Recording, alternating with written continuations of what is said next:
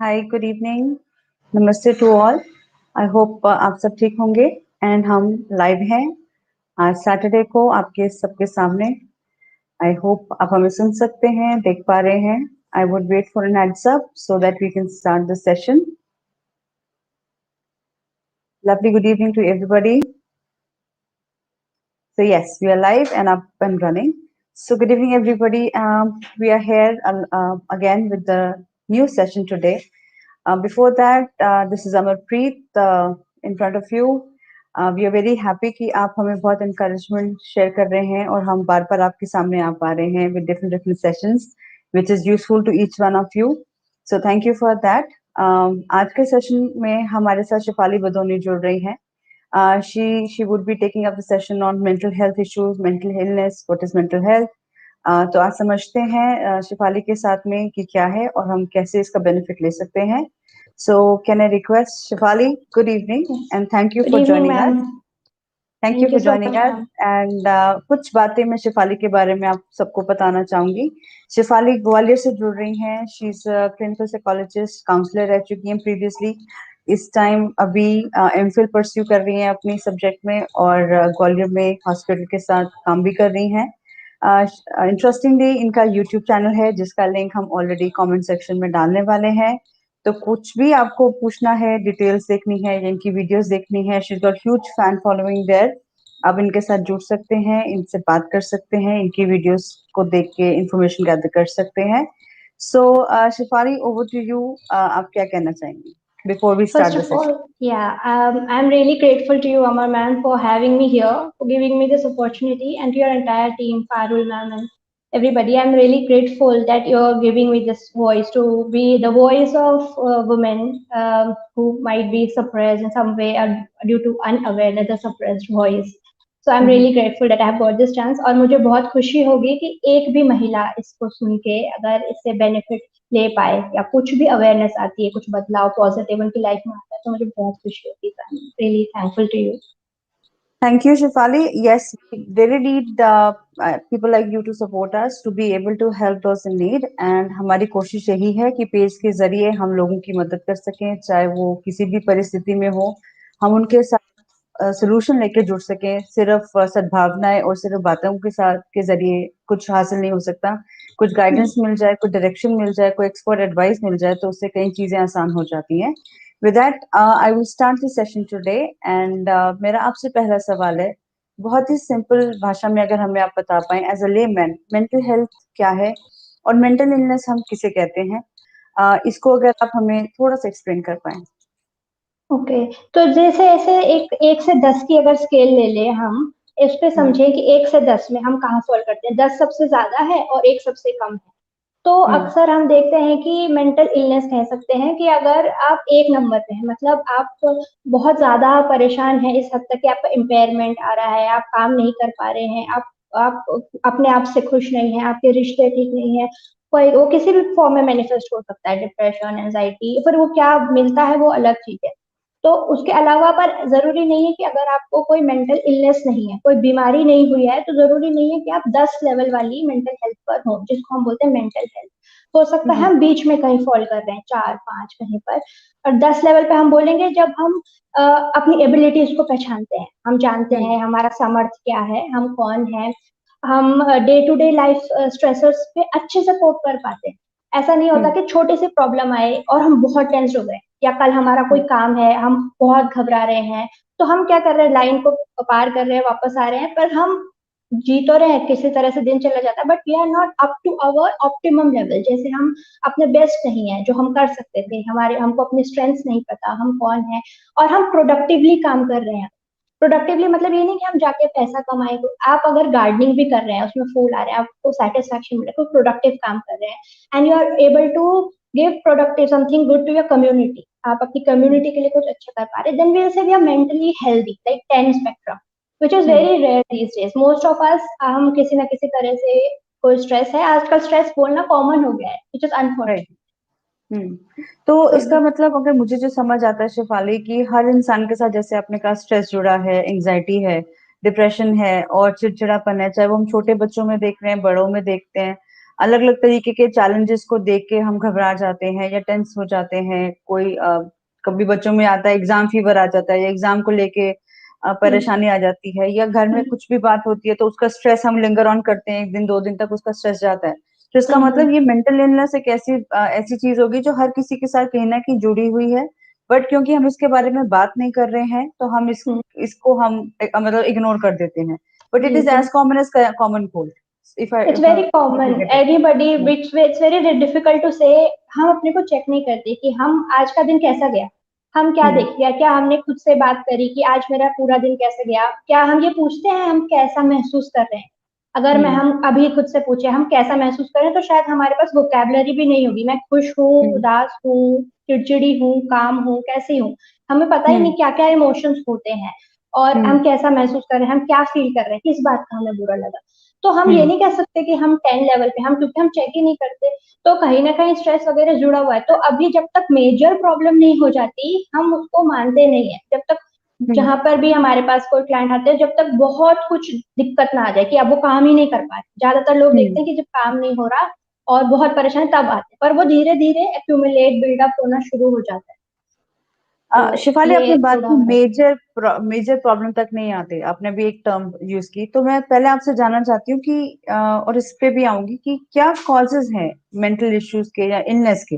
क्या क्या वजहों से होता है, क्या क्या प्रॉब्लम्स आती हैं जिसकी वजह से हमको ये इलनेस या इस तरीके की जो चैलेंजेस फेस करते हैं। ठीक है, जैसे हिंदी में तो कहते हैं कि मानसिक बीमारी है, लेकिन हाँ जी। इंग्लिश में हम कहते हैं कि इट्स अ डिसऑर्डर, मेंटल हाँ डिसऑर्डर। जी।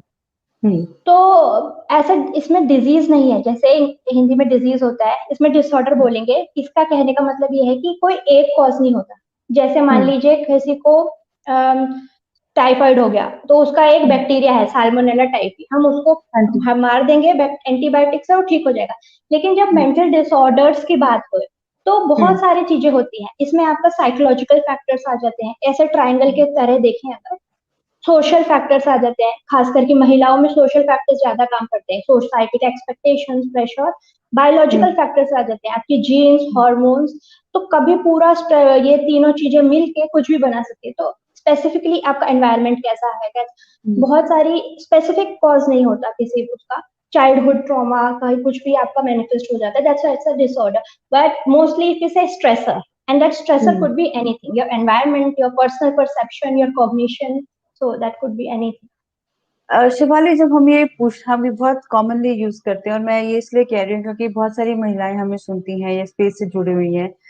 खासकर महिलाओं में देखा गया कि वो अपना ख्याल नहीं रखती हैं, या अपनी कोई भी परेशानी होती है वो जल्दी जल्दी बात नहीं करती हैं। वो एक्सपेक्ट करती हैं कि सामने वाले परिवार वाले उनको समझें, उनसे पूछें या उनका उतना ही ख्याल रखें जितना वो अपनी कैपेसिटी में हर हम्म, किसी का रख रही है। और जब खासकर हम ये भी बात करते हैं, जब हम किसी से पूछते हैं कि आप कैसे हो, तो हम कहते हैं हाँ सब ठीक है, सब ठीक है। तो हम ये हम्म, कह के कि अपने आप को हम्म, इग्नोर नहीं कर देते कि जो भी हमारी स्ट्रेसेस है वो हम तक हैं, और हम मतलब भी पोर्ट्रे रहे कि हम सब ठीक है। क्या वो ठीक है हमें हाँ। पता होता हुए कि नहीं ठीक है? क्या हम वो अपने आप को इग्नोर नहीं करते? क्या ये भी एक और डिसऑर्डर नहीं है? ये हाँ, ये कह सकते हैं कि हम सेल्फ अवेयर नहीं है कि हम क्या हम्म। महसूस कर रहे हैं, हमें क्या हो रहा है। हम्म। मैं आपको बताना चाहूंगी, जैसे एक लेडी आई थी, जैसे उनके सब कुछ सही चल रहा है, उनका हस्बैंड है, काम कर रहे हैं, बच्चे सही से पढ़ रहे हैं, पर वो कुछ अटपटा सा महसूस कर रही है अंदर से। और वो फिर उनको समझा दिया जाता है कि ठीक तो चल रहा है, बच्चे पढ़ रहे हैं, तुम्हारे तुम्हारे पास सब कुछ तो है, पर हम्म। हो सकता है उन्हें कुछ चीजें परेशान कर रही हो। फिर वो खुद को भी समझा देती है कि सब तो सही चल रहा है, पर कभी हम्म। कभी भावनात्मक तौर पर हम उलझे होते हैं। कभी हमें कोई चीज हमारे अवचेतन मन में है जो कि हम्म। कुछ चीज है जो हमें परेशान कर रही है, पर हम उस पर बात ही नहीं करते जब तक बाहरी रूप पे सब सही दिख रहा है। तो वो जो आप हम्म। कह रहे हैं सेल्फ अवेयरनेस होना बहुत कम है, हो जाता है। हम हम्म। बाहरी चीजों पर, नौकरी, बच्चे, इन पे ज्यादा ध्यान देते हैं, खासकर महिलाएं, और खुद को इग्नोर कर देते हैं, हम अपने को शिफाली, भूल जाते यहीं पे मैं आपको रोकूंगी और पूछूंगी, जब जो महिलाओं की बात करें, लड़कियों की हम स्पेसिफिकली बात करें, उनकी डिपेंडेंसी जो रहती है, हैं। स्पेशली जब वो कुछ काम करने लगती हैं या करना चाहती हैं या घर के दायरों से बाहर निकल के कुछ करना चाहती है, तो उनकी डिपेंडेंसी डिसीजन लेने की दूसरों पे ज्यादा होती है। और जब वो चीजें नहीं मैच करती या एक्सपेक्टेशंस नहीं मैच करती या वो चीजें नहीं कामयाब होती, तो उसका भी स्ट्रेस, या कि नहीं होगा, फेल हो जाएंगे, उसका स्ट्रेस जो रहता है कि फियर ऑफ फेलियर भी जो रहता है कि हम कर पाएंगे नहीं कर पाएंगे, तो ये भी किसी तरीके की मेंटल इश्यूज या मेंटल चैलेंजेस में हम देखते हैं कि नहीं, ये this is something which is very common. It's very common unfortunately, and I would say कि ये बचपन से ही आ जाता है।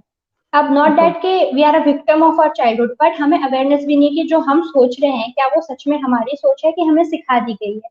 इसमें अब मैं आपको कंडीशनिंग। एक उदाहरण दे, कंडीशनिंग, राइट। मैं आपको उदाहरण देके जैसे बताऊंगी कि आप देखेंगे 14 साल की लड़की है, अगर उसे बाहर हम्म। जाना है, बहुत घरों में होता है, तो उसके साथ भेज देंगे 7 साल का उसका छोटा भाई, बोलेंगे दीदी के हम्म। साथ जाओ।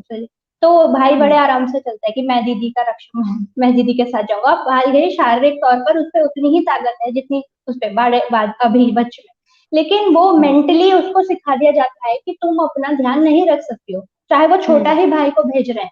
तो वो हम्म। मेंटल सेट उनका बन जाता है, I am weak, maybe I am physically weak but mentally also I am told to be week.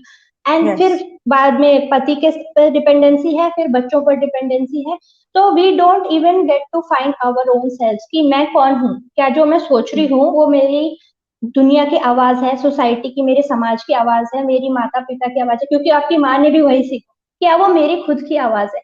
तो हम वो पैटर्न ही ब्रेक नहीं कर पाते और वो पैटर्न चल रहा होता है, मैंने सीखा, मैंने अपने बच्चे को सिखाया और वो बन गई है डिपेंडेंसी। और मैं मानती हूँ कि ऐसा ही होता है हम्म। अनफॉर्चुनेटली, कि वो मैं उसको नॉर्मलाइज कर चुकी हूँ कि लड़कियां तो ऐसे ही जीती हैं। Hmm. That is right. Are they curable? हम जब मेंटल इलनेस की बात करते हैं, are they curable? Okay, so mental illness, okay let's say like physical illness जैसे है, हम्म। फिजिकल इलनेस कई तरीके की होती है, जैसे डायरिया हो हम्म। गया, मलेरिया हो गया, आपको सर दर्द बुखार है, ऐसे ही मेंटल इलनेस के भी कई प्रकार के होती हैं। कुछ लॉन्ग हम्म। टर्म इलनेसेस होती है, क्रॉनिक हैं, जिनमें ज्यादा समय लगता है, मेडिसिन लंबे समय तक चलती है। अगर जेनेटिक वल्नरेबिलिटी है, आपके हम्म। खून के रिश्ते में कहीं चल रही है, तो मेंटेनिंग फेस मेडिसिन का ज्यादा रखना पड़ता है। और हम्म। इसी तरह, लेकिन जो अगर कोई और, डिपेंड करता है कौन सी बीमारी, कुछ लोग जल्दी से क्योर भी हो जाते हैं, हम्म। 1-2 साल में मेडिसिन थेरेपी जो भी काम करे, कभी कभी कुछ सिर्फ थेरेपी से ठीक हो जाते हैं। तो हम्म। आई वुड से कि yes they are, some of them are curable, some of them are treatable, manageable, so it depends on what exactly you are suffering. Right. आगे जाने से पहले मैं एक क्वेश्चन ले लेती हूँ। कोमल केशु रोहेला पेज पे हमारे साथ जुड़ी हुई है और वो पूछती है कि I have lot of stress and resulting है दैट शी सफरिंग फ्रॉम, कि वो भूल जाती हैं चीजों को।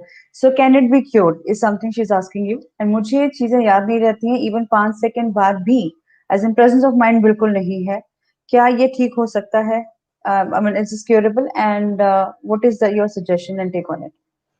ओके, तो अगर हम भूल रहे हैं तो हाँ, ज्यादातर हम सोचेंगे कि मेमोरी का प्रॉब्लम होगा, शायद भूल रहे हैं तो, पर जरूरी नहीं है वो मेमोरी इम्पेयरमेंट हो कहीं पर। कभी कभी क्या होता है, अगर हमें कुछ याद रखना है तो पहले हमें उस पर ध्यान देना होगा, अटेंशन। और अटेंशन जब होगा जब हमारे थॉट्स उस चीज पे, जैसे मैं आपको अभी क्वेश्चन मैंने सुना तो मेरा अटेंशन वहां पर था, अब मुझे आपका क्वेश्चन स्टोर हो गया है, वो मेमोरी में बन गया है। तो ज्यादातर वो मेमोरी प्रॉब्लम नहीं होता, कभी कभी ये भी होता है अटेंशन प्रॉब्लम, और अटेंशन डिफिकल्ट, मतलब आपका अटेंशन इम्पेयर इसलिए हो रहा है क्योंकि कई सारे विचार आपके मन में चल रहे हैं। अभी अगर मैं अपने ही विचारों में उलझी हूँ तो हो सकता है मैं आपका क्वेश्चन ध्यान से नहीं सुन पाती। तो ये भी हो सकता है कि आपका थॉट्स बहुत ज्यादा आते हैं, कंटिन्यूअसली आते हैं, जिसकी वजह से मेमोरी इम्पेयरमेंट होता है। लेकिन और किसी और कोई भी वजह हो सकती है, पर उसमें आपको फिर डिटेल में आपका एग्जामिन करके, आपसे बात करके, एंड डेफिनेटली ये तो ठीक हो ही सकता है। जरूरत है कि आप एक्सेप्ट करें, जैसे इन्होंने किया कि मुझे ये हो रहा है, और इजीली हेल्प एक्सेसिबल है, ये ठीक हो, आराम से हो जाए। How do I know that I am unwell or I need I am going through mental illness? Okay, so first of all, like जैसे मैंने अभी एग्जांपल में आपको बताया था कि उस महिला के साथ सब कुछ सही चल रहा है, पर उसे खुद Right. अंदर से ठीक नहीं लग रहा, वो खुश नहीं है, Hmm. संतुष्ट नहीं है। Hmm. सो Hmm. आप ऐसे सोचिए, 4 Ds है, 4 Ds। First D is personal distress. Distress, अगर आपको खुद डिस्ट्रेस हो रहा है, इरिस्पेक्टिव Hmm. आपकी लाइफ सही चल रही है, आपकी जॉब सही चल रही है, आप खुश नहीं है, आप तनाव में Hmm. रहते हैं, आपको चिंता रहती है, आप उदास रहते हैं, या कुछ भी है, आपको लग रहा है कि सर भारी भारी है, नींद नहीं आ रही है, अगर आपको पर्सनल डिस्ट्रेस महसूस होता है, ये एक लक्षण होता है। दूसरा है डिसफंक्शनैलिटी, मतलब Hmm. आप काम ही नहीं कर पा रहे, पहले आप बड़े अच्छे से काम करते थे, आपका मन लगता Hmm. था, अब काम करना, सुबह उठना बोझ सा लग रहा है सपोज, कि जाना पड़ रहा है, या literally dragging yourself towards dysfunctionality आ रही, कोई भी काम आप, second is that. Third is deviation. हो सकता है कि आपके कल्चर में कुछ चीजें नहीं है जो आप कर रहे हैं, तो उस वो अपने आप में गलत नहीं होता, मतलब आप अलग हैं तो वो प्रॉब्लम नहीं है। लेकिन क्या होता है, डिविएशन से स्ट्रेस होता है, क्योंकि फिर आप समाज में एडजस्ट नहीं कर पाते। लोग आपको ये क्या अजीब सा बिहेव कर रहा है, मतलब आप 100 में से एक हैं, बोलेंगे ये क्या अजीब सा लड़का है, ये इसको काम नहीं देंगे, इसको अजीब से ट्रीट करेंगे, तो वो एड ऑन उसके साथ जो दिक्कतें होती है वो आपको दिक्कतें देती। Fourth is danger. अगर आपकी खुद की लाइफ या आप दूसरों की लाइफ डेंजर में डालते हैं, आप मरने की कोशिश कर रहे हैं, आपको ऐसे विचार आ रहे हैं, आप दूसरों को मारना चाह रहे हैं, तो that is another sign of something going wrong with you. तो दीज आर द 4 साइंस, अगर मोटे मोटे तौर पर देखें। अगर आपको इनमें से कुछ भी लगता है तो आप मदद लीजिए, प्रोफेशनल हेल्प ले सकते हैं। आपने बात की थी मेजर इश्यूज की, तो क्या आप मुझे बता सकते हैं कि ट्रिगरिंग पॉइंट्स क्या रहते हैं, या जब स्टार्ट में हमें थोड़ा थोड़ा लगता है कि क्या चीजें हैं जिसको हम मेंटल इलनेस में देख सकते हैं जो आगे चल के बढ़ सकती हैं, या हमें उस टाइम पे एक साइकोलॉजिस्ट की या एक एक्सपर्ट की जरूरत पड़ सकती है, तो क्या ट्रिगरिंग पॉइंट्स होते हैं? शिफाली, ये मैं इसलिए पूछ रही हूँ क्योंकि हम सभी अपने आप को नॉर्मल समझते हैं कि मुझे कोई इशू नहीं है, मैं बिल्कुल ठीक हूँ, और मुझे डॉक्टर की जरूरत नहीं है। यहाँ से हम स्टार्ट करते हैं कॉन्वर्सेशन अब खुद से भी, और उसके बाद जब हमें हम खुद को एक्नॉलेज नहीं कर पाते, या समझ ही नहीं पाते कि हम कहीं ना कहीं बैक ऑफ माइंड में या कहीं ना कहीं हमारे अंदर कुछ चीजें हैं जो लिंगर ऑन कर रही हैं, जो हमारे डिसीजन मेकिंग को, हमारी प्रोडक्टिविटी को, हमारे काम करने के तरीके को, हमारे लोगों के साथ बिहेव करने के तरीके को, हमारी बातचीत को इम्पैक्ट करती है, और धीरे धीरे धीरे वो हमारी आदत बनती चली जाती है उस तरीके से एक्ट रिएक्ट करने का। सो क्या आप कुछ इसके बारे में बता पाएंगे कि क्या ट्रिगरिंग पॉइंट्स होते हैं, या क्या चीजें हैं जो मुझे मेरे घर के स्पेस में हम्म देखनी चाहिए? आई शुड बी वॉचफुल कि ये किसी और के साथ, मेरे साथ, बच्चों के साथ, बड़ों के साथ तो नहीं हो रहा, क्योंकि सबका अलग अलग एज रेंज रहता है। तो क्या आप मुझे बता पाएंगे कि कैसी कैसी चीजें हैं जो मुझे बच्चों में देखनी होंगी, खुद में देखनी होंगी, बड़े बूढ़े माँ बाप में देखनी होगी, कि ये चीजें अगर हैं तो ये कहीं ना कहीं इनको एड्रेस करना जरूरी है? जरूरी नहीं कि वो एक्सपर्ट के पास जाके हो, लेकिन घर के दायरे में रह के कॉन्वर्जेशन के जरिए। सो क्या क्या चीजें होंगी वो? ओके। तो अक्सर क्या होता है, क्या हम ये चीजें देख सकते हैं, बिहेवियरल चेंजेस अगर कुछ हो रहा है, behavioural hmm. Changes, cognitive changes, emotional changes, ये हम्म। आप ये कोई भी आसानी से देख लेगा। फिजिकल चेंजेस, जैसे मान लीजिए कि आपकी जो बच्ची है वो पहले 4 रोटी खाती थी, अभी हम्म। उसकी अचानक से काफी टाइम से वो 2 रोटी खा ले, या फिर ना हम्म। बोलो खाने को तो वो खा भी नहीं रही है, उसका हम्म। वेट बहुत अचानक से बढ़ रहा है या घट रहा है, हम्म। और आप देख रहे हो उसके स्वभाव में भी बदलाव आ रहा है, वो चिड़चिड़ापन ज्यादा कर रही है, कुछ हम्म। बोलो तो छोटी छोटी बातों पर गुस्सा कर रही है, तो ये हम्म। लक्षण है कि शुरुआती तौर पर वो हो रहा हम्म। है। अगर उसकी नींद वो ज्यादा सोने लगी है, पहले जैसे हम्म। 7 घंटे सोती थी, अब देखो 9-10 घंटे, फिर भी उसे ऐसा लगता है कि नींद पूरी नहीं हुई, थकावट सी लग रही है किसी को भी, या फिर कम कम हम्म। सो रहे हैं, बहुत कम सो रहे हैं, हम्म। और नींद बड़ी मुश्किल से आ रही है। तो ये चीजें चेंजेस हो रहे हैं, या आपको लग रहा है कि आपका बच्ची देखे उदास सी है, पहले तो खुश रहती हम्म। थी, बात करती थी, दोस्तों से मिलती थी, और इसके अलावा वो पहले जो काम करती थी, मान लिया जाए कोई सिलाई करता था, अब उसका मन नहीं हम्म। करता सिलाई करने का, बल्कि उसे हम्म। मजा आता था वो काम करने में। किसी right। लड़के को क्रिकेट खेलने में मजा आ रहा है, किसी बुजुर्ग को वो पूजा पाठ ज्यादा करते थे, अब वो भी नहीं कर रहे हैं। तो जो काम वो पहले करते थे वो कम हो रहे हैं, मूड चेंजेस हो रहे हैं, वो ऐसी हम्म। बातें कर रहे हैं कि उदास से, कि ये सब कुछ बेकार है, ठीक नहीं है, या हम्म। अजीब से आपको लग रहा है कि यार पहले तो ऐसा बोलते नहीं थे, ये अजीब से हम्म। क्या बात कर रहे हैं। तो ऐसे छोटे छोटे चेंजेस अगर आप खुद में ऑब्जर्व करें या घर के किसी सदस्य में, तो आप हम्म। पहले तो जैसा कि आपने कहा कि पहले घर का इमोशनल सपोर्ट मिलना जरूरी है, कि दिक्कत क्या है, हम्म। जरूरी नहीं है कि आप सीधा प्रोफेशनल, कभी कभी छोटी छोटी बातें होती हैं, वो जब हम्म। इग्नोर होती हैं तो बड़ी हो जाती है। हम छोटे पे ही हम्म। रोक लें, हम बात कर लें, बेटा आपको क्या परेशानी है। इमोशनल हम्म। सपोर्ट वो आपको फ्रेंड से भी मिल सकता है, पेरेंट से मिल सकता है, घर में किसी और से मिल सकता है। तो ये आपने हम्म। बहुत अच्छा सवाल पूछा कि घर में ही वो उसको पहले बड़ा बनने से पहले ही रोक दे, ये सारी चीजें आपको नोटिस हो रही हैं। अब मैं आपसे बात पूछती हूँ मेंटल इलनेस की। तो मेंटल इलनेस में क्या क्या चीजें हैं जो उसके दायरे में आती हैं? जैसे हमें समझ आता है कि स्ट्रेस एक ऐसी चीज है जो बहुत ही कॉमन है और इलनेस कहलाती है। इसके अलावा और हम्म क्या क्या क्या चीजें हैं, या क्या क्या कंडीशंस हैं जो हम मेंटल इलनेस में इंक्लूड करते हैं? कंडीशन मतलब क्या-क्या बीमारियाँ हैं, जैसे हाँ नाम जी, जैसे बीमारी, हाँ डिप्रेशन, जी, एंग्जायटी। जैसे हाँ मैं जी, खासकर महिलाओं की बात करूँ, महिलाओं में डिप्रेशन मेल से ज़्यादा देखने को मिलता है, बहुत राइट, आम तौर पर मिलता है। एंग्जायटी, घबराहट होना, ये हुँ, आपको पीटीएसडी काफ़ी कॉमन मिल जाता है, जैसे कोई ट्रॉमा हुआ, हुँ, कोई हादसा आपके साथ हुआ, सेक्सुअल अब्यूज़ हुआ, एक ट्रॉमा सा हुँ, आता है, आपको बार-बार वो फ्लैशबैक्स आ रहे हैं, आपको हर जगह वही दिख रहा है, वो इस हुँ, तरीके की चीज़ें, PT post traumatic stress disorder, लड़कियों में और ईटिंग डिसऑर्डर हो जाता है हुँ, कि एनोरेक्सिया नर्वस है, खाना नहीं खा रहे हैं, उनको लग रहा है कि हुँ, वो पतले, वो उनका वेट गेन हो जाएगा, जबकि वो उनका बॉडी मास इंडेक्स बीएमआई बहुत गिर चुका है, फिर भी उन्हें लग रहा है हुँ, कि वो पतले, वो मोटे हैं, वो खाना छोड़ रहे हैं, मालनरिश हो गए। बुलिमिया जैसे वो बहुत बिंज ईटिंग कर रहे हैं, फिर उसको आर्टिफिशियली बाहर निकाल रहे हैं। तो ये खासकर महिलाओं की अगर मैं बात करूँ, ये सारी चीजें होती है। मेनोपॉज से रिलेटेड चीजें हुँ, बाद में आ सकती हैं, क्योंकि वो एंजाइटी एक्सेस को भी इफेक्ट करता है, उसमें एंजाइटी होना, डिप्रेशन होना।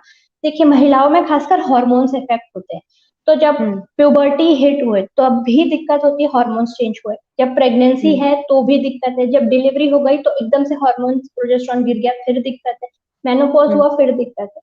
तो ये हुँ। हार्मोनल चीजें काफी इसमें कॉमनली फीमेल्स में होती हैं, जो कि इग्नोर्ड हो जाती हैं, इस पे ध्यान नहीं देते, और उसके साथ मेंटल चीजें जुड़ी हुई शेफाली, होती हैं। ये भी देखने में आता है कुछ लोगों को ये वहम बहुत होता है, मतलब किसी एक पर्टिकुलर चीज को लेके काफी वहम वहम उनमें रहता है, या उनको ये लगता है कि लोग मेरे बारे में बात कर रहे हैं, मुझे देख रहे हैं, मतलब मेरी, मतलब हम्म, मुझे कुछ, they are talking about me. So बहुत कॉन्शियस हो जाते हैं, अगर कोई लोग उनकी तरफ देख के बात भी करें, या उन, मतलब वो नहीं भी बात कर रहे होंगे बट वो आपस में बात कर रहे हैं और ये आसपास हैं, तो उनको लगता है कि ये मेरी बात ही कर रहे हैं और ये मेरे बारे में कुछ बोल रहे हैं और ये मेरे बारे में कुछ बुरा ही बोल रहे होंगे।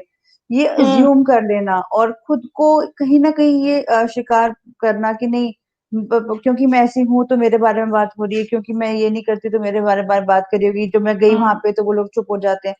तो ये एक, मतलब कॉन्स्टेंटली अगर इस सिनेरियो में आप रहते हो कि हम्म, वहम करते हो कि लोग मेरे बारे में कुछ ना कुछ कह रहे होंगे, कॉन्शियस रहते हो, हम्म, आपको बुरा लगता हम्म, रहता है, you don't gel with people, and hmm, then छोटी छोटी बातों पे बुरा मना लेना, उसको दिल पे लगा लेना, कि ये हम्म। क्या कंडीशन होती है?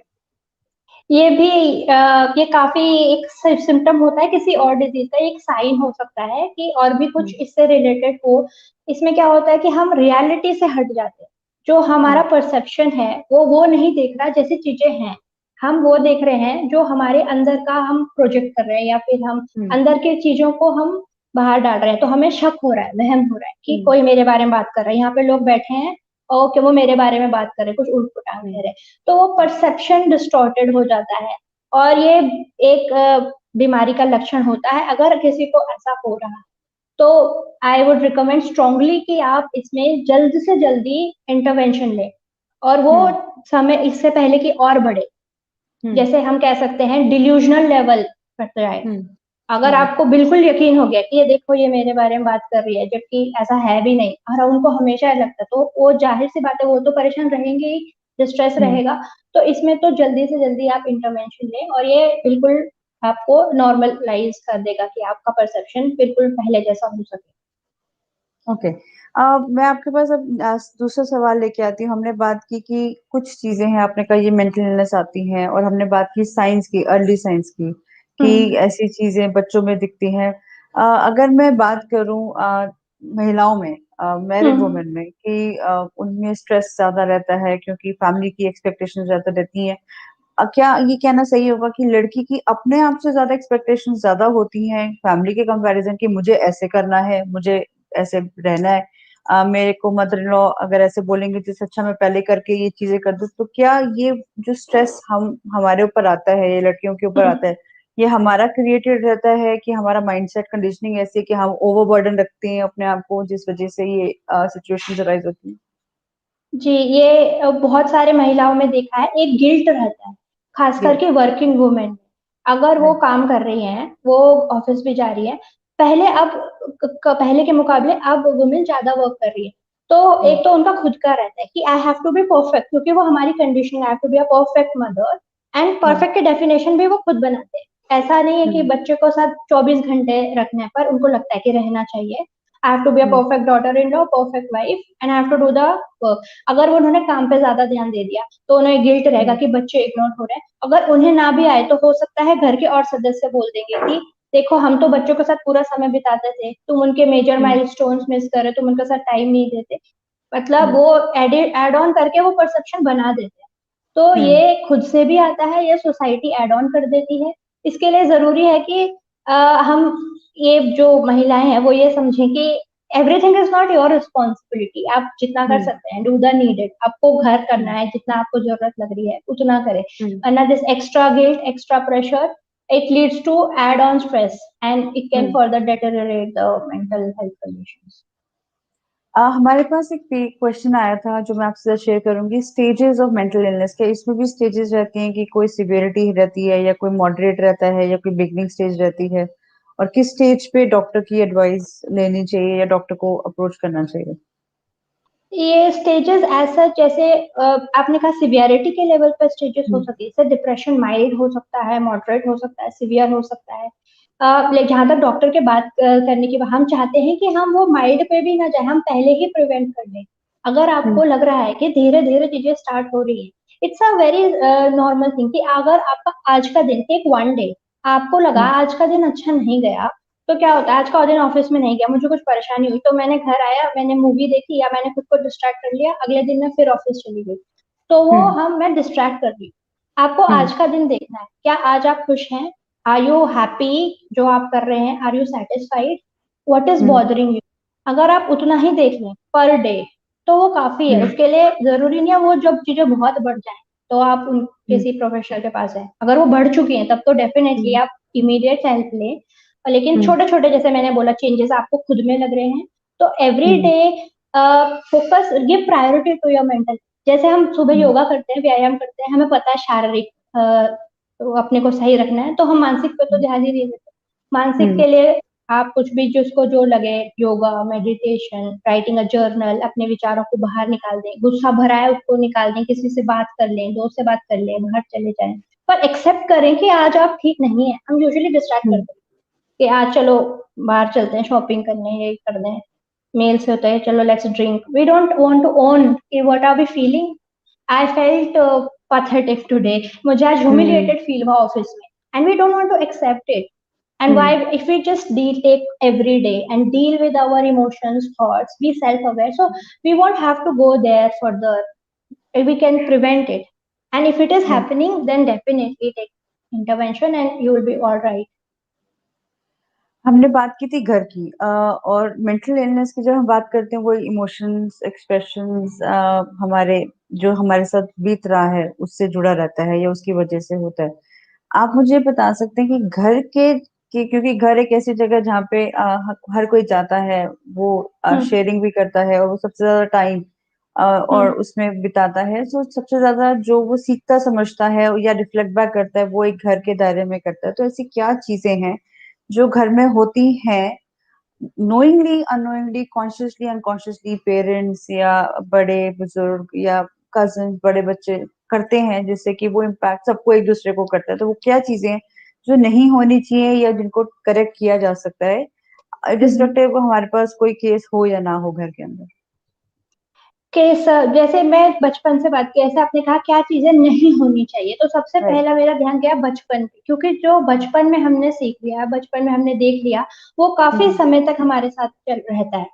अब जैसे घर में वायलेंस काफी होती है, मारपीट, पिताजी आए अल्कोहलिक हैं, मम्मी को मारा, वो देख रहे हैं कि वो सहरी है, खाना बनाया जो भी, वो वो सीख लेते हैं उस चीज को। एक तो उनपे इमोशनल ट्रॉमा बच्चों पे हो जाता है, वो लॉन्ग लास्टिंग होता है। ये बिल्कुल भी लाइटली वाली बात नहीं है, इसको लाइटली लिया जाए। बच्चों को भी बहुत बुरी तरीके से कोई मार देता है, जैसे आप ऑफिस से आए, आपने अपना फ्रस्ट्रेशन बच्चे पे निकाल दिया, उसका काफी लॉन्ग लास्टिंग इम्पैक्ट होता है। पूरी तरह से पीट दिया, मम्मी को पीटते हुए देख लिया, तो ये चीजें नहीं होनी चाहिए। और दूसरा है कि अभी आप जिसको सह रहे हैं, खासकर महिलाओं को कहूंगी, आपका साथ जिस तरह का ट्रीटमेंट हो रहा है वो आपके बच्चे ऑब्जर्वेशनल लर्निंग वो कर रहे हैं। अगर वो देख रहे हैं कि मम्मी ने नॉर्मलाइज कर दिया है मार, वो तो करती है, तो वो भी सीख रहे हैं कि ऐसे ही होना चाहिए। और हमारी सोसाइटी कंडीशनिंग कराती है, एक जो औरत सहती है वो बेस्ट औरत, वो अच्छी औरत है। अगर आप आवाज उठा रहे हो, आप मना कर रहे हो, तो ये अच्छी नहीं, अपने पति के साथ बहस करती है, सास ससुर के साथ बहस करती है। बहस करने से मतलब नहीं, if you are protecting yourself, you are raising your voice against something wrong, which is a good sign. So this kind of any kind of physical, verbal, emotional abuse, जैसे आपने देखा होगा महिलाओं को बोल देते हैं मेजर डिसीजन मेकिंग में, उनकी तो बात ही नहीं, अगर वो बोलना भी चाहे अपने विचार तो बोलते हैं अरे तुमको क्या पता, तुम बाहर जाती हो क्या, तुम्हें तो कुछ पता नहीं है। इस तरीके से उनको सेल्फ एस्टीम को बिल्कुल ऐसे किया जाता है कि ये तो सिर्फ खाना बनेगा और ये तो उनको तो और कुछ काम नहीं है, ये कुछ नहीं जानती है। ये इमोशनल काइंड ऑफ अब्यूज की नेम कॉलिंग कि तुम तो ऐसी हो, तुम कुछ भी तरीके से गलत शब्द उनके लिए बोलना, ये भी अब्यूज ही होता है एक तरीके से। ये सब नहीं होना चाहिए, क्योंकि आप पे तो हो ही रहा है, ये फ्यूचर जनरेशन को भी इम्पैक्ट कर रहा है। वो सीख रहे हैं कि कैसा होना चाहिए, कैसे ट्रीट करना है, मम्मी को कैसे ट्रीट करना है। जब वो देखते हैं पापा ऐसे कर रहे हैं, फिर वो सोचते हैं अच्छा तो मम्मी के साथ तो ऐसी बात करनी है, मम्मी को तो कुछ नहीं आता, पापा को आता है। तो महिला की इन वो जो सेल्फ एस्टीम है, क्रॉनिक स्ट्रेस, वो सब ये सब एड ऑन करते हैं। तो ये चीजें हम प्रिवेंट करें। हाँ, एक चीज और मैं बताना चाहूंगी, जैसे कि आपने कहा क्या नहीं होना चाहिए, अगर घर में कोई मेंटल हेल्थ से इलनेस से गुजर रहा है, मेंटल इलनेस होते हैं, तो काफी देखा गया कि जो बाकी घर वाले बोलते हैं ये तो पागल है, अब वो पागल का मतलब क्या है वो खुद नहीं जानते हैं। क्या हमें पता है नॉर्मल और एबनॉर्मल क्या होता है? हम जज बन जाते हैं कि अगर कुछ थोड़ा सा भी अलग बिहेवियर देखा, ये तो पागल है, मेंटल है, मेंटल वर्ड बोलते हैं, कुछ क्रेजी, लुनाटिक, एनीथिंग। तो दे वी बिकम द जज, this is normal, this is abnormal. So I would strongly से कि प्लीज डोंट बी द जज टू डिसाइड कि ये नॉर्मल बिहेवियर है कि नहीं है। अगर आपको कुछ अलग लग रहा है किसी के साथ, तो उनको आप प्रोफेशनल को दिखाइए, वो डिसाइड करेंगे नॉर्मल है कि नहीं। और अगर किसी कोई मेंटल इलनेस इलाज ले रहा है, ट्रीटमेंट ले रहा है, तो डोंट बी डिस्क्रिमिनेटिव कि ये तो अजीब है, उनको बात कर रहे हैं नॉर्मल से, अभी इसका सही चल रहा है, तो भी उनको ऐसे देखेंगे कि ये तो ऐसे ही है, इसको तो इलाज चल कुछ रहा है, गड़बड़ शायद है। ये ठीक नहीं है। They start taking them for granted and stop valuing them. This also has been happened. Just because they are taking treatment, that doesn't mean they are not their same selves. That's why they are taking treatments. They are fine. They Right. need to be given that much respect that they deserve as a human Right. being. Shifali, एक और चीज देखने में आती है, आपने बात की बच्चों की, या बड़े उनको एक तरीके से ट्रीट करते हैं या एक तरीके से वाइफ को या मदर को ट्रीट किया जाता है, तो बच्चे वो सब सीखते हैं, रिफ्लेक्ट करते हैं वैसे। अब हम अगर एग्जांपल लें, जैसे कि हमने घर के ही माहौल में कई बार ये देखा जाता है कि एक जो भी स्पेशली ब्रेड अर्नर रहता है, या जो घर के पिता रहता है या बड़ा रहता है या मेल, कई बार देखा गया ऐसा करते हुए कि वो किसी पर्टिकुलर अपनी वाइफ को होगा या बच्चों को होगा कि तुम तो कुछ नहीं कर सकते, तुम कुछ नहीं कर सकते, तुम कुछ नहीं कर सकते। कॉन्स्टेंटली हर बार उस चीज को वो पुश करते हैं अपने पॉइंट को कि देखा मैं सही बोलता हूँ कि तुम कुछ नहीं कर सकते, और वो तुम बार बार। तो ठीक है, बच्चा वो सीख रहा है या सुन रहा है, और वो उस पे फिर उसको लगने लगता है कि मैं नहीं कर सकता, तो उसमें वो डिसऑर्डर या उसमें वो चीज आती है, वो बच्चा महसूस करता है अपने आप को इन्फीरियरेट, उसको लगता है कि हाँ मैं आई एम नॉट गुड। या बच्चे की जगह मैं किसी और की बात कर लूं कि अगर आप एक इंसान को एक ही चीज के लिए बार बार बोलते रहोगे कि तुम कुछ नहीं कर सकते, तुम कुछ नहीं कर सकते, तो कहीं ना कहीं उसको ये यकीन होने लगता है कि वो नहीं कर सकता, कर तो सकता उसके साथ में फिर इश्यूज हो जाते हैं। मैं आपका ध्यान शिफाली वहां से दूसरी तरफ लाना चाहती हूँ कि जो आदमी ये चीज रेपिटेटिवली अब्यूज कर रहा है या बोल रहा है, ये तो प्रॉब्लम है ना, क्या हम उसको नहीं देख रहे कि मतलब इलनेस इधर राइट में तो आई है, बट उसकी वजह तो जो दूसरा आदमी है सामने वाला है, तो कहीं ना कहीं उसको ज्यादा ट्रीटमेंट की या उसको ज्यादा काउंसलिंग की जरूरत है, एज मच हम इधर की बात करते हैं। So what बिल्कुल। is your जो take on it? of course I would say that it's a sickness when we cannot give equal respect as a human being to another human. We are treating somebody as inferior, तो हमें तो problem है ही। The way we are treating other person, it is reflecting who we are.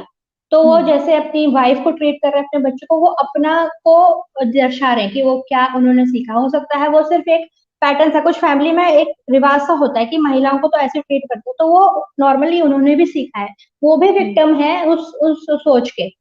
Unfortunate ये है कि वो उस victim उसमें रहना चाहते हैं। उन्होंने अपने पिताजी को देखा, अपने दादाजी को देखा, अब वो भी वैसे ही हैं in spite of the awareness.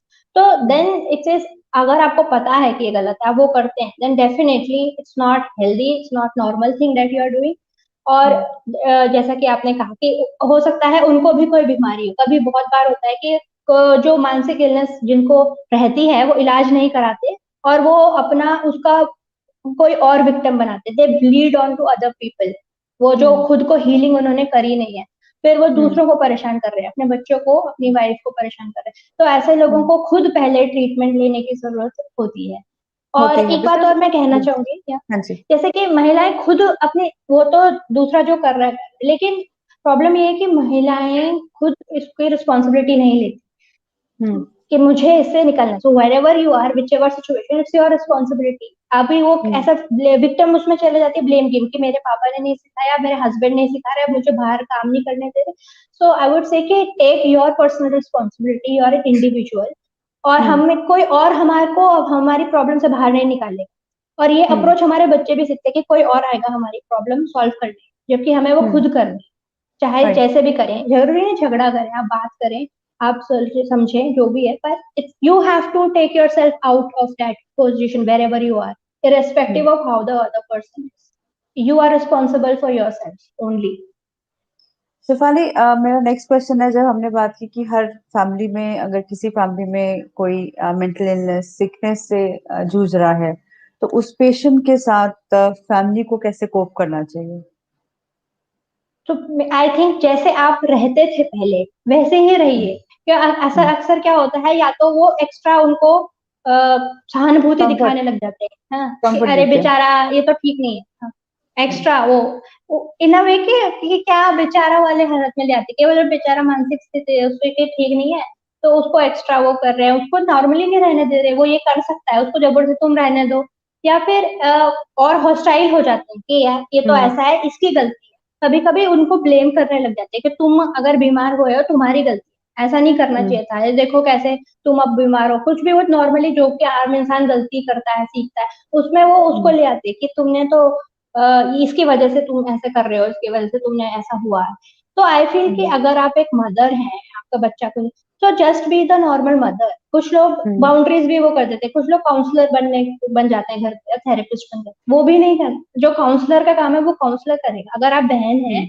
तो आप बहन की तरह रहिए, जो आप प्यार देती हैं, सपोर्ट देती हैं, माँ को प्यार देना है, emotional support, just be there for that person whenever they need, hmm. For hmm. Whatever support. Family hmm. Mostly gives us that strength, no, that they are there with me, मेरे साथ कोई हम्म। खड़ा है जब मुझे जरूरत। उनको आपका ज्ञान नहीं चाहिए, आपकी सीख नहीं चाहिए, और ना कोई कमेंट चाहिए। आप उनको हम्म। वैसे रखिए, उनको जो जरूरत है वो प्रोफेशनल हेल्प उनको दीजिए, काउंसलिंग चाहिए, मेडिसिन चाहिए, वो उनका काम। So hmm. just be hmm. your normal self like you are. Don't change your behavior extra or this thing or anything. Give ये that फैमिली emotion. यही फैमिली जो बच्चे को या जो भी उनके घर में है, जो ट्रीटमेंट ले रहा है या इलनेस का अभी चैलेंज फेस कर रहा है या कोप अप कर रहे हैं, यही फैमिली सोसाइटी के साथ कैसे कोप अप करे? बिकॉज मैं इसके बाद आने ही वाली थी सेकंड क्वेश्चन पे, तो इस सवाल जुड़ा हुआ है तो मैं पूछना चाहूंगी। स्टिग्मा है इसको लेके काफी, और लोग इसके बारे में बात नहीं करना चाहते और शर्म महसूस करते हैं और गिल्ट महसूस करते हैं, इन्फीरियर महसूस करते हैं, छुपाना चाहते हैं। ऐसा क्यों है? तो फैमिली कैसे कोप अप करे सोसाइटी के साथ, और स्टिग्मा क्या है, क्यों जुड़ा हुआ है इसके साथ स्टिग्मा? Hmm. स्टिग्मा क्यों जुड़ा है, तो मैं आपको, मुझे एक चीज याद आती है, जैसे जब मैंने साइकोलॉजी लिया था कुछ समय हम्म। पहले, तो साइकोलॉजी का वर्ड है साइको, तो मेरे कुछ हम्म। घर में जैसे रिलेटिव हो तो मजाक में कह रहे कि अच्छा ये तो साइको साइको ले रही है, psycho, they have this hmm. Definition of psycho. Then when we say mental, there is an, hmm. It's very abused word, mental means you are crazy.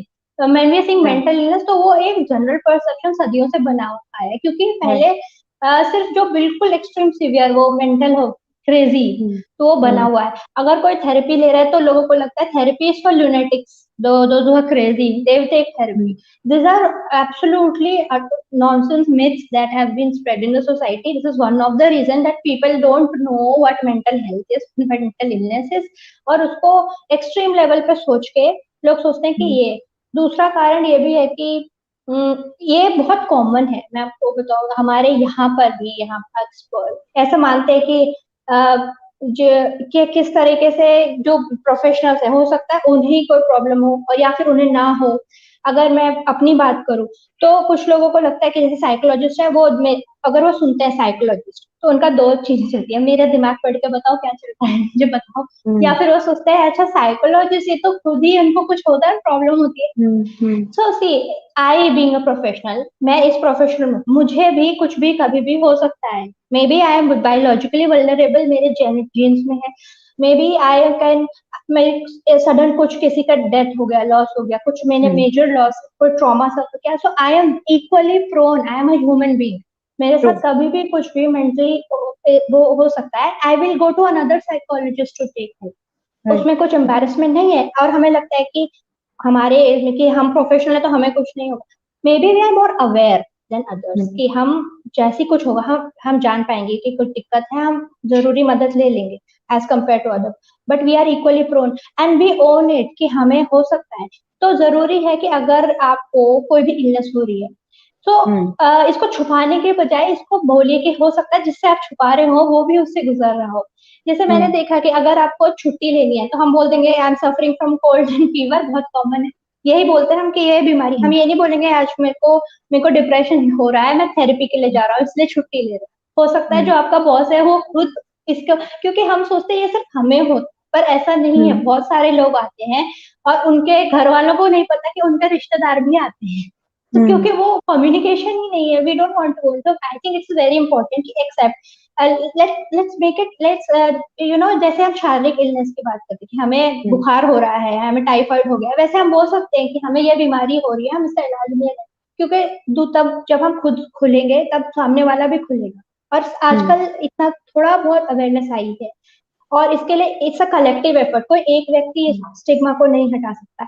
जैसे हम्म आप अपने सेशन रखा, it's a great awareness, you are making it at, for to remove the stigma, you put this. Hmm So it's an individual effort, individually we can own if we are going through it, we can accept the person who is going through it to remove the stigma, उसके साथ भेदभाव करने के बजाय या ऐसे देखने के बजाय कि ये तो काम ही नहीं कर पाएगा, मेंटल इम्पेयरमेंट नहीं होता है, अगर हो रहा है तो मतलब हम अपना वो करने लग जाते हैं। तो स्टिग्मा हम्म हटाने के लिए तो collective everybody has to make an effort, but at hmm individual level we can do this much, that give respect, same respect as a human being, start seeing the person as a human being rather than hmm. mental illness, crazy. Shefali, जिसको mental illness है या वो treatment ले रहा है, वो acknowledge कर रहा है कि उसको मदद चाहिए, और वो साइकोलॉजिस्ट के पास, एक्सपर्ट के पास जाके उसकी बात, अपनी बात रख पा रहा है, अपनी बात समझा पा रहा है, और डॉक्टर उसको ट्रीट कर रहा है। तो क्या ये जो पेशेंट है, क्या वो ज्यादा सही नहीं है उन लोगों के कंपैरिजन जो हम जैसे हैं, जो हम अपने आप को कहते हैं नहीं हम तो नॉर्मल हैं, हमें तो हम्म कुछ नहीं हुआ है, ये पागल है या ये इसको कुछ डिसऑर्डर है और ये तभी ये डॉक्टर के पास जा रहा है। सो क्या हम अपने आप को नॉर्मल कह सकते हैं कि जब हम अपने सेंसेस में रह के किसी को ह्यूमिलेट करते हैं, डिस्क्रिमिनेट करते हैं, मजाक उड़ाते हैं, बेचारा हम्म बनाते हैं, तो कौन ज्यादा नॉर्मल है? वो इंसान जो एक्नॉलेज कर रहा है कि मुझे ट्रीटमेंट लेके ठीक होना है, या इधर बैठा नॉर्मल इंसान जो अपने आप को सुपीरियर समझ रहा है और ह्यूमिलेट कर रहा है, अनकॉन्शियसली कहीं ना कहीं उसको हिट कर रहा है, उसको हम्म मजाक बना रहा है? तो क्या मुझे ट्रीटमेंट, अगर मैं अपनी बात करूँ, अगर मैं ऐसा किसी के साथ कर रही हूँ, जो कि हम्म जनरल टेंडेंसी में हम देखते हैं कि हम सोसाइटी का रवैया जब देखते हैं, सोसाइटी कौन है? आप और हम। तो हम्म अगर हम सोसाइटी हैं और हमारा ये रवैया रहता है कि उसका तो दिमाग खराब है, वो दिमाग का इलाज करवा रहा है, तो ये जो दिमाग का इलाज करा रहा है ये ज्यादा बीमार है या भैया बोलने वाला ज्यादा बीमार जी बिल्कुल, ये आपने बिल्कुल सही कहा कि ये जो बोल रहे हैं इस तरीके की बातें, उनमें खुद इंसाइट नहीं है, बल्कि जो है? इलाज करा रहा है, मतलब ये है हम इंसाइट देखते हैं कि उसमें इंसाइट है कि उसे दिक्कत है। हमारे हम्म में जैसे ग्रेड 1 ग्रेड 2 का ग्रेड 6 का इंसाइट होता है, तो हम कहते हैं इंटेलेक्चुअल इंसाइट, मतलब आपको हम्म पता है कि आपके साथ कोई दिक्कत है। अब पता है तो हम्म क्या, ये एक लेवल है। इमोशनल इंसाइट, जब आपको पता है आपके साथ दिक्कत है और आप मदद लेते हैं, आप अपने में पॉजिटिव चेंजेस ला रहे हैं, उसको होप कर रहे हैं, that is another level of insight. तो जो आपने कहा कि जो मदद ले रहे हैं, हो सकता है वो ज्यादा अवेयर है अपने बारे में, वो हम्म अपने को हम्म सही समय पर इलाज दे रहे हैं, या जब भी इलाज दे रहे हैं, पर अब वो उस लेवल पर आ गए हैं कि वो they are making positive changes in their life. So हम्म definitely the people who are judging them definitely has no right to do that. They are in fact more aware. Let's not, like, we don't have to compare it. They are definitely aware that उनके साथ दिक्कत है और वो इलाज ले रहे हैं.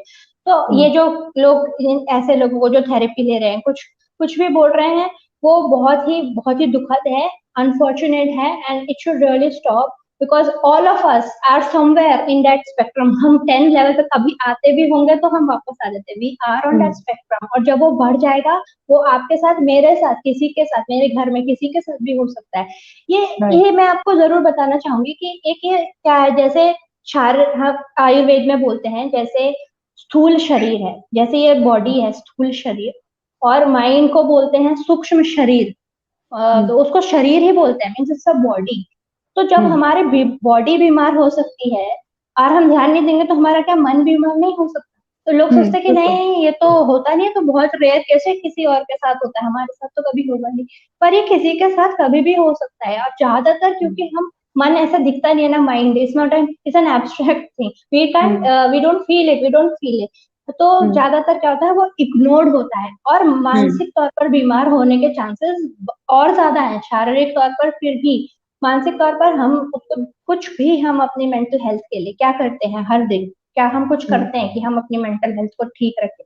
So that again, so that's why I am saying कि we it's not a concept only that we can, जैसे it is as normal as falling physically ill, you can fall mentally ill, and we don't want that to happen. So the thing is, prioritize it, work every day towards keeping yourself sane. That is everybody's responsibility towards themselves as a human being, and towards others definitely. Yes Shifali, my next question to you is, किस stage पे या किन परिस्थितियों में या क्या लक्षणों पे हमें एक्सपर्ट के पास जाना चाहिए और किन के पास जाना चाहिए? Are we supposed to go to a psychiatrist, are we supposed to go to a doctor, whom should we reach out to? अगर मान लीजिए कि मतलब कुछ परिस्थितियां हैं, वो क्या हैं, वो एक तो मुझे वो जानना है आपसे, और दूसरा जस्ट टू इंश्योर, जैसे कि हम एक रेगुलर चेकअप्स के लिए भी जाते हैं, हम ब्लड टेस्ट भी करा लेते हैं ईयर ऑन ईयर बेसिस पे, तो ऑन रेगुलर बेसिस भी to ensure that we are working fine, and जो भी छोटे मोटे स्ट्रेसेस हैं उनके कारण से मेरी चीजें खराब ना हो, तो किसके पास जाना चाहिए, किससे बात करनी चाहिए? कुछ आप इसके बारे में जरूर बताएं. तो जैसे काउंसलर्स हैं, वो छोटी मोटी प्रॉब्लम्स डील कर लेते हैं. जैसे आपको मैरिटल कॉन्फ्लिक्ट है, शादी में कुछ प्रॉब्लम है, काउंसलिंग किसी भी चीज की दी जाती है. जैसे जेनेटिक्स, आप कभी किसी भी सेंटर पे जाए हेल्थ का, वहां पर भी काउंसलर्स होते हैं. आपको एडमिशन लेना में, काउंसलर्स एक जनरल टर्म है. मेंटल हेल्थ काउंसलर, आपको कोई भी छोटी मोटी, अगर आपको लग रहा है कि आप खुद से ये समस्या सुलझा नहीं पा रहे, तो पहला स्टेप है कि आपको कोई उलझन लग रही है, आप अपने नियरेस्ट बेस्ट फ्रेंड आपको जो है उससे बात कर लीजिए, आप अपने स्पाउस से बात कर लीजिए, आप अपने घर वालों से बात कर लीजिए.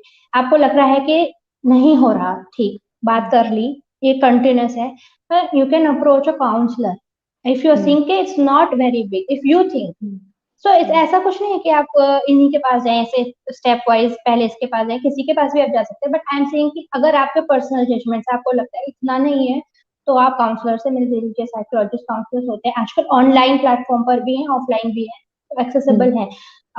पर आपको अगर मेजर इम्पेयरमेंट लग रहा है, आपके घर वालों को लग रहा है, आपको सिवियर प्रॉब्लम लग रही है, तो आप, साइकेट्रिस्ट जो होते हैं वो एमबीबीएस डॉक्टर होते हैं, और स्पेशलाइजेशन उनका साइकेट्रिस्ट होता है, साइकेट्री होता है, तो वो मेडिसिन देते हैं. तो आप अगर साइकेट्रिस्ट के पास जाते हैं डॉक्टर, वो आपको ज्यादातर चांसेस हैं आपको मेडिसिन मिलेगी. कुछ लोग साइकोथेरेपी भी देते हैं. जब जहां तक बात करें साइकोथेरेपिस्ट की, तो वो सिर्फ थेरेपी देते हैं. थेरेपी आपके मेजर में इलनेसेस के लिए वो सिर्फ थेरेपी देते हैं.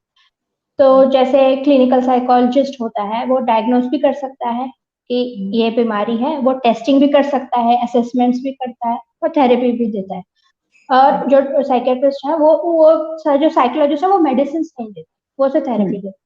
तो आप अपने हिसाब से देख लीजिए. अगर आप किसी के पास चले भी जाते हैं, तो उनको लगता है, अगर आपके प्रोफेशनल्स को, कि आपको मेडिसिन चाहिए, तो आपको रिकमेंड कर देंगे कि आप मेडिसिन भी लीजिए, थेरेपी भी लीजिए.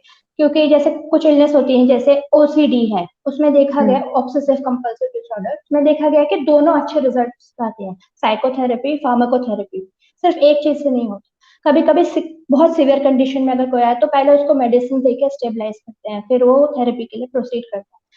कुछ जैसे माइल्ड डिप्रेशन है, वो तो थेरेपी से भी ठीक हो सकता है। आप बाहर की कंट्रीज में बिब्लियोथेरेपी भी करते हैं, उनको एक बुक देते हैं, वो सेल्फ हेल्प बुक, उससे भी ठीक हो सकता है कहीं पे तो डिपेंड करता है कि आप किस स्टेज पर, किस सिवियरिटी पर प्रोफेशनल के पास जाते हैं। So I think it would be best get leave it to professional. They will decide what is the best suitable treatment for you. And if you have any confusion that I don't want to take medicine, I don't want to take, you can discuss with them and let them know what your conflicts are. वो solve करेंगे आपको जो भी उलझने हो रही हैं। तो वो सबके लिए एक जैसा नहीं होता, तो डिपेंड करता है आपको क्या प्रॉब्लम है, उसके हिसाब से आपका इलाज होगा।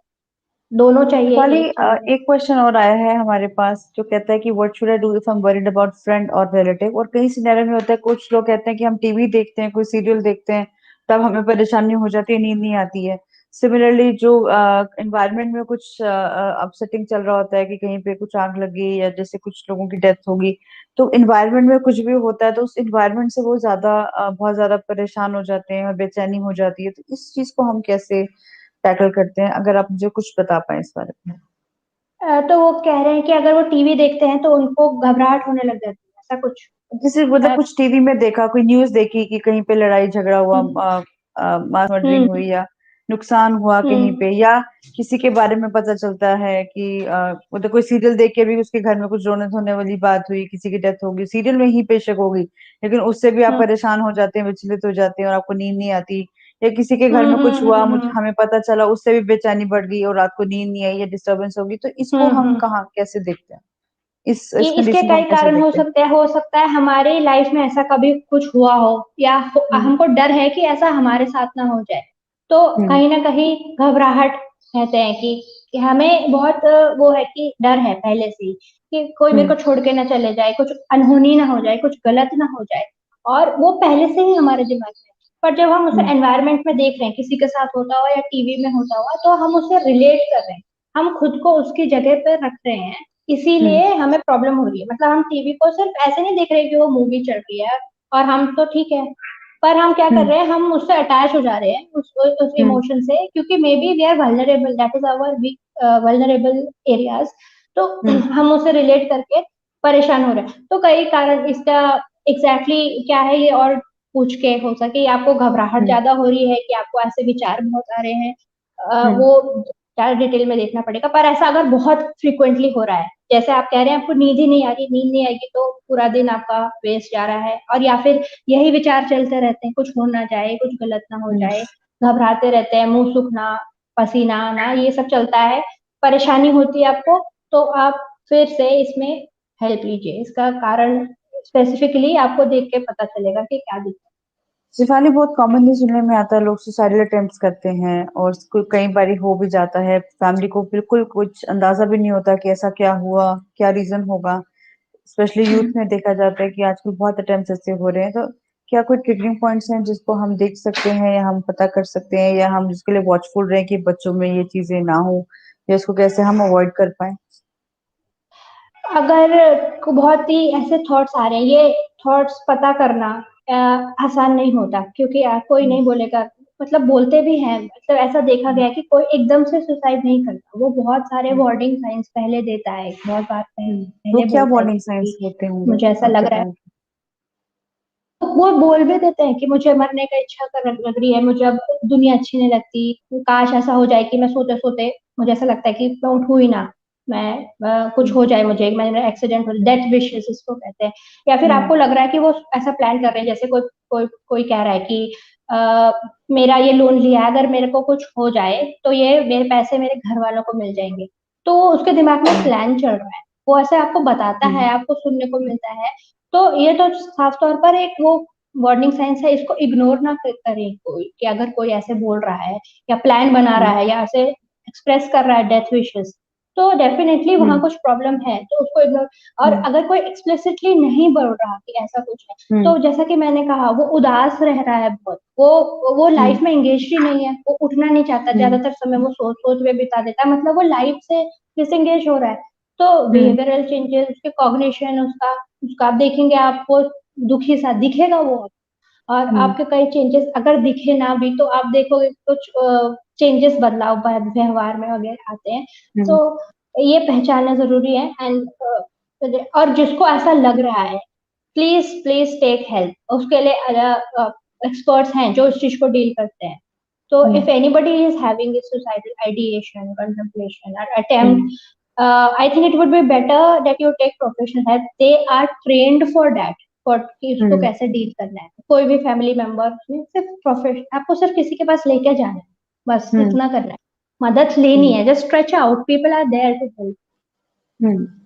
शिफाली, मेरा आपसे आखिरी सवाल रहेगा, फ्रेंडशिप, रिलेशनशिप, लव, कैसे ये मेंटल वेलबींग को कोप अप कर सकते हैं, मदद कर सकते हैं, चाहे वो रिलेशनशिप, चाहे वो लव घर के दायरे में हो या आपके दोस्तों के साथ हो या बाहर हो, मतलब आप कैसे इससे कोप अप कर सकते हैं और क्या रोल परफॉर्म करते हैं ये relations? So I personally believe that love heals. It is love that can heal you.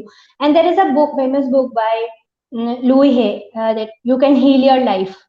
लेकिन जो ये लव का डेफिनेशन है, ये बहुत ही अलग तरीके से लिया जाता है, रोमांटिसाइज। तो मैं जब कहूँ लव, तो ऐसा सोचते हैं लड़कियां, खासकर they are made to believe, उनके बचपन से ही लग रहा है कि ना, बचपन से तैयार हो जाती है पैसे जमा करे शादी करने के लिए। तो आपको सुंदर दिखना है, आपकी शादी होनी है, आप ऐसा काम करो आपकी शादी होनी है। तो उनको एक माइंड होता है कि कोई आएगा घोड़े पे राजकुमार जो उनकी प्रॉब्लम सॉल्व करके ले जाएगा। तो when you mean by love, love means you respect yourself and you accept yourself. आप जो भी हैं, जैसे भी हैं, आप जिस भी रंग रूप आकार के हैं, accept yourself, look it in the mirror and say I love you. When you love yourself, that is the way to healing yourself, when you are accepting yourself. So love yourself. और जहां पर आप बात करें emotional support, definitely it definitely helps. आपके पास जितने emotional resources होंगे, खास करके जैसे जब शादी हो जाती है, तो क्या होता है कि मायके से महिलाओं को अलग कर दिया जाता है। वो बोलते हैं अब तो उसकी शादी हो गई, तो वो अब हमारे बहुत कम कांटेक्ट में रहती है और फिर ध्यान भी नहीं देती। और जो ससुराल वाले हैं उनके लिए तो वो है ही कोई और, वो सिर्फ काम करेगी ये तो जो इमोशनल नीड है वो औरतों की पूरी नहीं होती। अगर उनको अपनी मन की बात करनी है तो उनके पास कोई नहीं होता, या फिर कोई समझ सुनना नहीं चाहता, कोई समझना नहीं चाहता। जैसे उनके हस्बैंड है, वो थक के घर आ रहे, तो वो बोल देंगे कि अरे अभी मुझसे ये सब बातें मत किया करो, जो भी हो रहा है। उनको कुछ परेशानी हो रही है, उनके पास टाइम नहीं है, उनके पास ना मेंटल बैंडविड्थ नहीं है कि वो सुने। तो आई वुड से कि आपके पास जितने फ्रेंड्स होंगे, आपके पास कोई भी है, कोई और आपका एक ग्रुप है, अगर आपके जैसा group, it gives you a sense of belongingness. मैंने देखा है बहुत लेडीज एक रिलीजियस ग्रुप में जाती हैं, वो कहीं कोई पार्टी करती हैं, कोई अलग से उनका एक ग्रुप रहता है, which is good, because then आप अपने जैसे लोगों से मिल रहे हो जो सेम सिचुएशन में है, तो आप कई बार शेयर कर लेते हो कि मेरे साथ भी ऐसा होता है, तो आपको अच्छा लगता है कि आप अकेले नहीं हो। So don't limit your self कि आप घर में ही हो, 24 घंटे घर में हो, फिर किसी की कोई बात सुन रहे हो। तो आपके जितना इमोशनल सपोर्ट होगा, चाहे वो पेरेंट्स से मिल रहा है, अच्छी बात है, फैमिली से, हस्बैंड से, एंड आई वुड से कि जितना भी है, जरूरी नहीं हम बीमार हो तभी आपको ये मिले। और नॉर्मली भी everybody has a right to feel loved, to feel heard, that's everybody's right. So if you can give that, it's well and good. Otherwise you can take care of your own self also, can be independent. Indeed. Shifali, मेरा आपसे last सवाल रहेगा क्योंकि हमारा वक्त खत्म होने वाला है, बट मैं आपसे चाहूंगी, आप यूट्यूब पे काफी वीडियोस बनाती हैं, काफी अवेयरनेस स्प्रेड करती हैं, तो कुछ गोल्डन वर्ड्स जो हमारे व्यूअर्स हैं या जो भी इस वीडियो को देखेंगे सुनेंगे उनके लिए, जो भी जिस भी परिस्थिति में है, अगर वो मेंटल इलनेस से जूझ रहे हैं या अब अनअवेयर हैं, आप उनके लिए क्या मैसेज कन्वे करना चाहेंगी? तो मैं जनरली अगर कहूँ for everybody, so I would say wherever you are, आप जहां भी हैं, जिस भी परिस्थिति में हैं, remember it's your choice. Maybe unconsciously आपको लग रहा है कि आप विक्टिम हैं किसी और परिस्थिति के या किसी, but remember it's still a choice कि आप वहां पर रहना चाहती है। तो अगर आप अपनी परिस्थिति, अपनी पर्सनल मानसिक स्वास्थ्य बदलना चाहती है, अपनी घर की स्थिति बदलना चाहती है, ये आपको ही करना है।